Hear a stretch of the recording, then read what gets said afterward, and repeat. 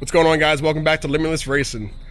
I know it's been a little bit since we posted anything due to the whole COVID, and getting parts is not that easy, and working in different places, and then me, once we went back to work, it's just been hectic as hell. So today we're doing a little bit of a different video. Today we're going to talk about Trey for a minute. First, let's get a little background check, background information. Let's go ahead and talk about this beautiful car back here that you have. Oh, the fishbowl. Yeah, legit fishbowl. Well, it's a Volvo C30, and it likes to break axles. Constantly. You don't understand, we did like 7 axles in like 1 year before. It was really bad. Not a good time. Left us stranded plenty of different places. Yep. Before the Volvo, what did you have? Before the Volvo, I had an RX-7 FC, right, that one, and I blew the rear rotor. That was fun. You were in Virginia Beach when that happened. I was. About 3 hours away? Yeah, roughly. 3 hours away. Blew the rear rotor. It's only a 2-rotor. Blew the rear one. Drove it all the way home. Worked fine. A little bit of poppy noise and all when you have the AC on. Fine. Rolling any lag by accident. Before that, we've had, or you had, not we. Let's see, what, I had the Subaru. Yep, the STI. Yeah, the 05 STI, which like to blow motors. So, axle blower, rotor blower, motor blower. Right. Then I had, the Civic? Yeah. Civic. 2000 Civic SI. That was alright though. I only blew the motor one time, and that was... Because of my bad. Yeah. Okay. Somewhere in there I had the SVX, Subaru SVX, that weird looking spaceship. Yeah, we had that. Well, God, I keep saying we. You had that for a little bit. Didn't do much. Actually did nothing with that. Just drove it around the snow like a bunch of idiots. Pretty cool though. It was fun. Before that, I had... SRT? Yeah, it was just the SRT4, which was SRT4? the worst decision. It liked to blow gears. I didn't know him with the SRT4. I'm happy I didn't, because I don't like doing front-wheel drive transmissions. I don't like doing transmissions at all, but owning a Vet, you learn to like it.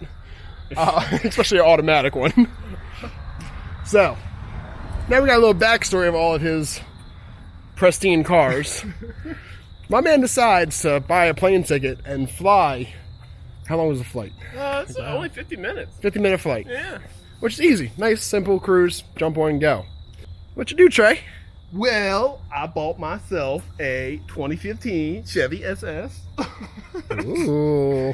And, yep, you know, just a little daily. No big... Transmission T56? No, it's a TR6060. That's it, TR6060. So the good trans. So, no trans problems. Nope. What motor is it? It is an LS3. No motor problems. Axles. GM axles. We're good, especially while it's stock. Yep. Find me a piece of wood.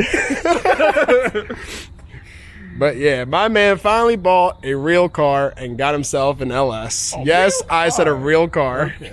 All right. A man's car. The old famous LS. And this actually happened roughly about 2 weeks ago. Yes, it is. Flew out to Connecticut, bought the car, and drove back for 5.5 hours. It's like 5 hours. About 5 hours. 5-hour drive back. Not surprised with the car. I knew he was going to get it, but I've come home and he's like, I got it. I was like, bet, let's see it. Within the first week of owning it, we already lowered it. Took stock shocks off, just took the springs, put lowering springs on it. I know, lowering springs, oh God, whatever. It's to keep the magnetic ride height. That's already done. Already went in, tuned off the skip shift because that was annoying as hell for him. Yes, and it was. I can see that being really annoying. And today, not even 2 weeks later, we now have headers, X-pipe, full exhausts. My man, not even owning a car for 2 weeks, already voiding all warranties, even though the warranty's already gone, but still, that's how we do things around here. We don't have warranties. They get a car, take away the warranty instantly. All right, so we have to run over to our buddy's house real quick to grab the jack stands. He has those. And then we're going to clean up the garage real quick, make us more room, pull it in, take the old exhaust off, put the new exhaust on, and get more miles per gallon. Woo! So go ahead and start this up real quick. Let them hear what this thing sounds like stock. Well, not really stock all the way, because he had to take the mufflers off to make sure it mounted up with the new X pipes. So right now, does not sound horrible. That's still going through the cats and the resonators. It has 4 cats, right? 2 per side. 4 cats, resonators, and then of course no mufflers. But those are going back on. So sounds nice and quiet. Oh, he also has an air intake coming in tomorrow. But yeah, this is a manual car too. That's one of the reasons why he had to go to Connecticut to get it. Because one, you cannot find SS's anywhere, and I mean anywhere. And then, like I said, it is a manual car, makes it 10 times worse to find. It's a 2015 with 30,000? Yeah, 38,000. 38,000 miles on it now. So bone stock, well, it was before he got his hands on it. It was bone stock, non-molested, nothing done to it. I doubt. And it came with a free Blake Shelton CD.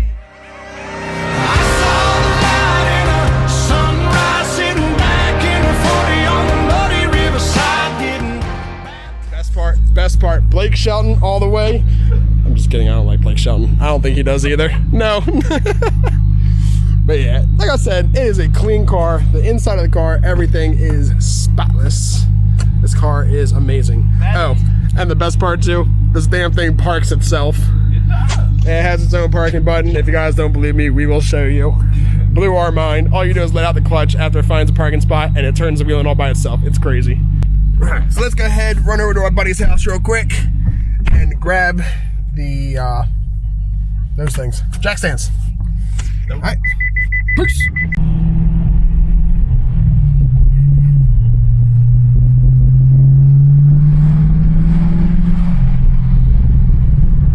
Yeah, she's gonna be loud. I can't wait. Well, we gotta put the mufflers back on. That's gonna quiet it down some, but it's gonna sound good. 10 times louder than it is now. All right, got the jack stands. We're back here. Got the car pulled in. So, like I said, this thing is bone stock. Even has the factory engine cover, which is up there already. Already got that off. Go ahead and take the exhaust intake out of the way. Get that out of the way so we can reach down, get everything done for the headers over here. Other side's gonna be a little tight fit, but it is what it is. Actually, that's the looser side. Yeah, it's not too bad. Get into that back. Spark plug might be a little difficult, but I get it. Get all this crap out of here. Get all this new shiny crap in. Alright, let's get to it. A few moments later. Alright, so we got everything disconnected. Spark plug's out. Header bolt's off. The hole from cat back is off and out here. I don't know how you can see it. Get the light on. There we go. All that's out here. Stock exhaust is pretty much off. The only thing we're fighting with right now is getting the headers all the way off because of the O2 sensors. This side got the front and rear off. This side got the rear off, but the plug for the front is behind the cylinder head. He's trying to get it from underneath right now. I was trying to get from the top. You can barely get your hands on it, and there's other wires in the way. Honestly, the easiest way to do it would take the intake manifold off, but we're not doing all that. So if worse comes to worse, we're just going to unscrew it from the actual header itself. Unscrew from the header, drop the header, and then either take it off, unplug it then, or just put the other header up in there and plug it, screw it into the header. Either way. So once we get that updated, I will get back to you. Headers are out. This front O2 sensor on the driver's side, easy to get to. This one, oh my God. But behind the head, way back here, towards probably the side of the intake manifold in the back, it's down in there. You have to wiggle your hands down there, and I hope you have a midget with you. Well, not even a midget, somebody with really scrawny arms. To get the hands back there and get it off of the little, how would you call it, the barb? Yeah. Barb clip. Yeah. So the whole sensor clip falls down a little bit. And then you squeeze your hand behind the head on this side, and you can barely get your fingers on it to undo it. It took us probably about a half hour just to get that unplugged. Great time. Every bolt, every exhaust bolt, hangers, everything came off of this car so easy. That was the biggest holdup so far. Was that one plug. And of course we couldn't just cut it off because it's the front O2 sensor, the primary that we need. Yeah. If it was the rear, shit, cut it. We ain't running it. That's the rear. Don't take that off. Why? Huh? Why? You're not running rears. Oh, yeah, See, I just said that and he's still trying to do rears. That's why I brought my laptop. It's a simple plug. Now we have to try to get these Johnsons off because we even tried taking these off and they weren't coming off either because they're fitting. You want to help or you want video? This is kind of funny in the video. Oh my god. Hold on a second, I got a better idea. I'm going to sit here and watch this for a minute. Watch. Now he's getting cocky. Just a second ago, are you going to help? Just watch. Alright, so we're going to go ahead and get these old O2 sensors off the front. We're going to throw them on the new exhaust. Put some anti-seize on them. Anti-seize. Anti-seize everything. I wish we can anti-seize freaking clips in the back of the motor. Should've got those extenders. Yeah. This is why they say to get the extensions probably. Because extension, you know. Because those things did not want to get our hands back there. We could not get our hands back there to save our lives. Alright. Got it. We're good. Alright, let's go ahead and get these off. Get them on the new exhaust. And we're going to slowly get that new exhaust up in there. And hopefully everything fits. Here's a little trick for getting the exhaust manifold gasket on with the header. So when you put the header in and the exhaust manifold gasket, actually don't even worry about the gasket yet. Get just the header in. Put the front bolt in and the rear bolts. And then on the gasket itself, on the rear piece, cut out a little downward V on the front and the back so the gasket can just slide in and sit on the header bolts. That's a little food for thought, and it'll make your life 1,000 times easier. Alright, so after fighting with the headers for a little bit, we didn't go with Cook's. I keep saying we. He didn't go with Cook's. He went with a no-name brand off of Circuit Works. We had to do a little bit of modification to get them to fit. We got everything in. Got the spark plugs and all in. Everything put back together.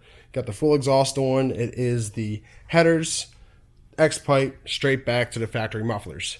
We could not get the front O2 sensors to plug in. We did not get the... He did not get the extension, the O2 sensor extensions. So we're waiting for those to come in tomorrow. So what I'm going to do is grab my laptop real quick, clean up first. Grab my laptop. We're going to throw it into, just keep it into open loop. And get the car started up, see what it sounds like. I have to disable the rear O2s because nobody uses those.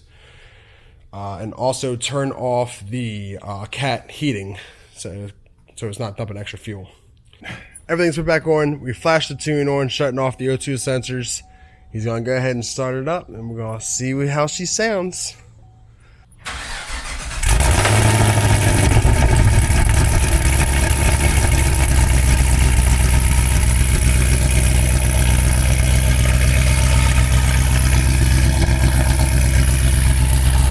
Silent up here. No eyes. She sounds good. Now we're not gonna be able to get into it real hard when we take it for the test drive, because like I said, it'd be pretty loud. not even just being loud, just the fact that I had the front O2 sensors shut off, so it's not doing open loop, long-term fuel trims or short-term fuel trims. Right now, it's just running off of speed density technically. Other than that, she sounds nice. Alright, so we're going to let this burn everything off for a couple minutes, and then we're going to go ahead and jump on the road, and I'll start recording then. Then we can see the sound difference. Alright, so we're heading to the store.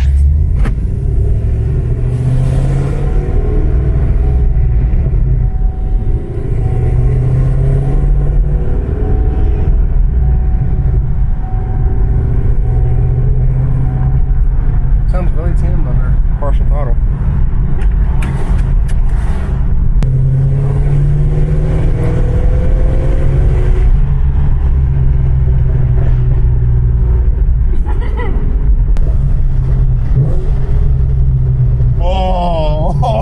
Like that. I like that.